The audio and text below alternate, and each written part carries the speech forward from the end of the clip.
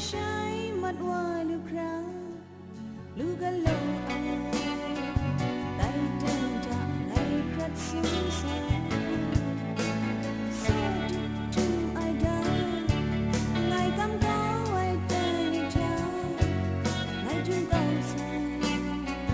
tay chân chạm ngày khát xứng sáng sông xa bên trong ai ai mong gan ní ghiu gà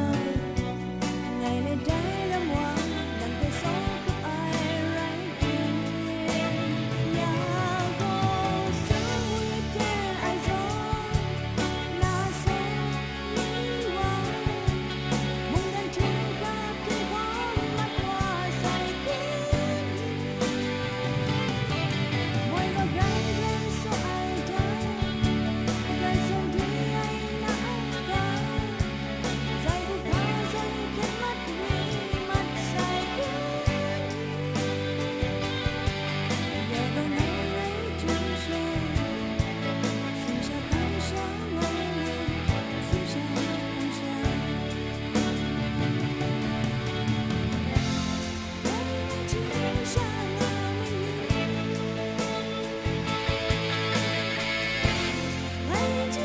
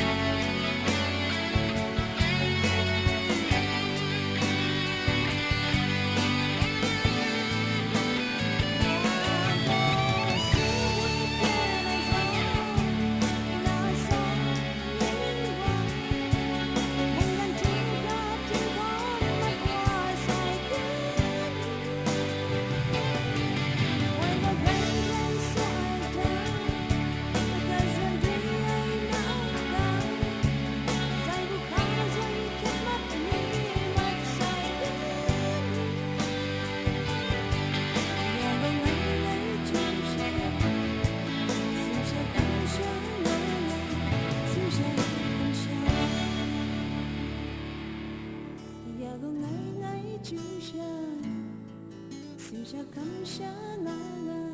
xin chào cảm sáng